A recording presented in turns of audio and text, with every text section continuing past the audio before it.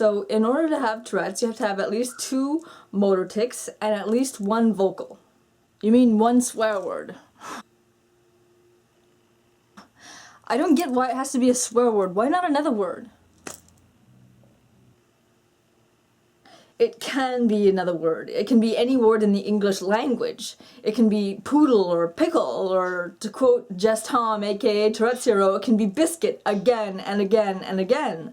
In fact, only 14% of people with Tourette's will have the aspect where they swear called coprolalia. But more than that, the tic can be a simple noise, like throat clearing, coughing, barking, hissing, sniffing. If the person is swearing, it's a good sign that they're faking it. It's too rare for the person to have an aspect of it where they're swearing. It's just bull. The only 5% have the aspect where they swear. 5%. No, like I said, it's more like 14%, and it's not so rare that it doesn't happen.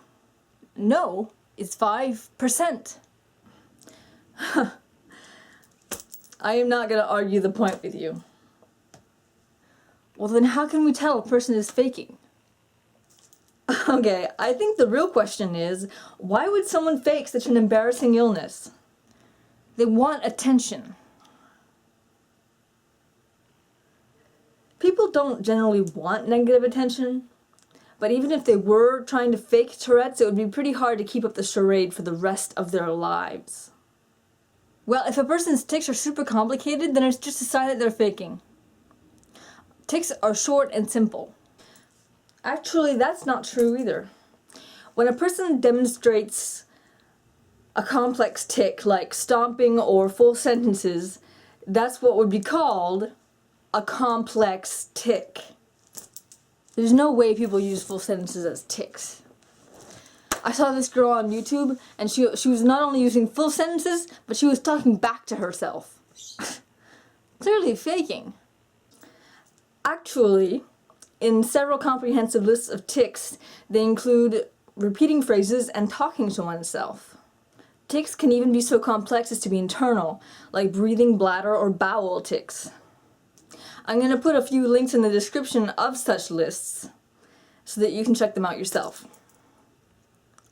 Tics can be suppressed though, so the person doesn't even have to be doing them at all. Tics can be suppressed for a certain time, but in the end they come out. And how long a person can hold tics in depends on the person. One might be able to do it for a few seconds, while someone else may be able to do it for a few hours. It really depends, but in the end they come out. Also, there are tics like twitches or spasms that cannot be suppressed and the person cannot control it at all. But even then, if a person could stop it, they would, and there would be no such thing as Tourette's. Yeah, but I've got a buddy with Tourette's, and it's not at all what you're describing. He doesn't have all these complex tics, and he does have Tourette's. I think that anyone who's going overboard and having complex tics is clearly faking. Fact is that a tic can be any movement, noise, or word that the human body can create. Tics are only limited to what our bodies can do, which makes the list of tics rather infinite. I know that you are faking though. I've seen plenty of your videos on YouTube where you don't tic at all. Well, that's true. There are many videos where I don't tic. I either don't tic in that time period or I edit the tics out. But not everyone tics non-stop. Some people can go minutes without ticking, while other people can go hours or even days. But Tourette's is like a fingerprint, and it's not the same for everyone. Personally, I can go for hours without ticking and then they come back, but I'm never ever a day without them, and always on different severities every day. But you are faking, I can tell. Really. How? You have Munchausen's or hypochondria or something. You have too many disorders for it all to be real. It's true that I have a lot of disorders, but that often comes with having Tourette's.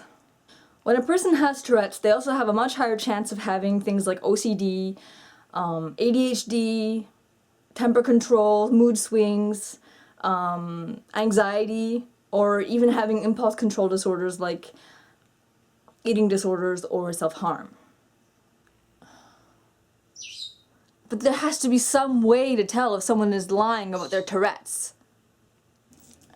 No, there isn't. The only way to tell is if the person tells you that they are lying. Other than that, there's no way to tell. And if you accuse someone of faking when they're really being genuine, then you're just being a jerk to someone who's already going through a lot.